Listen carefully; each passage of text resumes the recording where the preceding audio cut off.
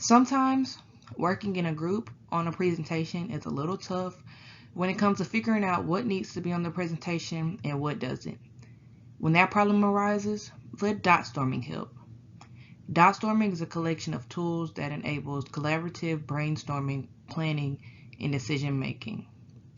Dot storming is a website that allows a space for real-time group brainstorming and decision making.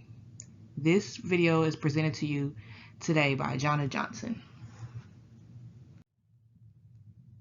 By the end of this video, viewers will know what dot storming is, how it aligns with the course design cycle, the tool purpose and features of dot storming, how it aligns with the learner interaction theory, the strengths and weaknesses of dot storming, and how to apply this EdTech tool in real-life learning experiences.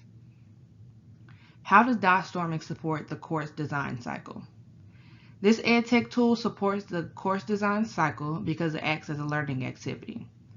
Dot storming allows students to go in a breakout group and learn together and from each other. They will be able to brainstorm ideas to put on the presentation from the material they learned in the classroom. Working together will help lead to group success and individual success. The three different tools dot storming has to offer are voting boards, walls, and collages. According to dot storming, voting boards are a quick and simple method for prioritizing a list of options that create a sense of engagement and allow participants to see the decision process in action. Next, according to dot storming, walls are digital whiteboards that allow the capture, organization, and prioritization of ideas through virtual stickies. Lastly, according to dot storming, collages enable a group of participants to draw together on either the same or individual canvases in real life. Dot storming has the features of voting boards, walls, and collages, and each of these tools are very beneficial for group work. The voting boards allows everyone to have a voice when it comes to prioritizing the work and what all should be included. It also keeps everyone engaged. Next, the walls are a place that allows the group members to post different ideas and get feedback before taking it to the voting board.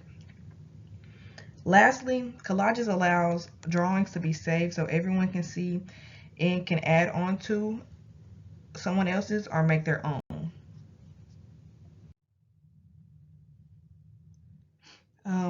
Dot storming supports 4 of the 6 elements of the learner interaction theory. Those 4 are the learner-learner interaction, the learner content interaction, the learner self interaction, and the learner vicarious interaction.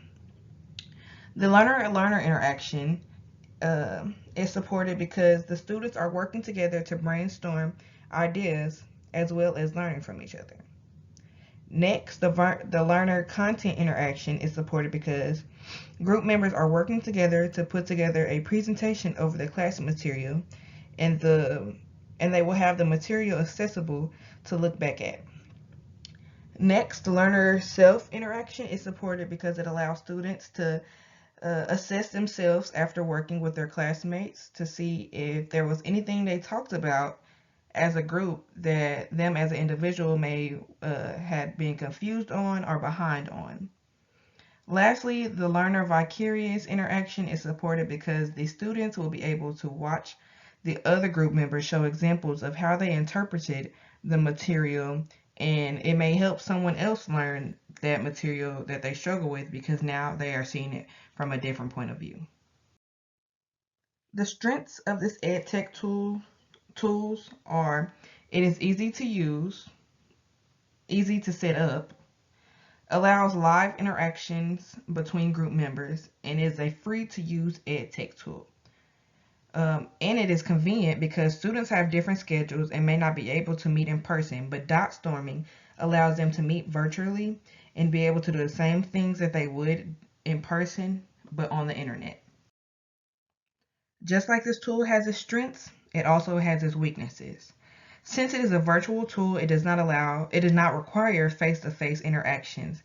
And if this has to be presented in person, then the presentation may be a little all over the place because the group did not have to have that face-to-face interaction to practice the presentation. Next, it may be a little difficult for a student who doesn't have technology awareness because the assignment you will be doing nothing but internet technology work instead of actual in-person work. Lastly, all the different inputs on the walls can get confusing and hard to keep up with because the inputs are constantly being put on there and may get overlooked.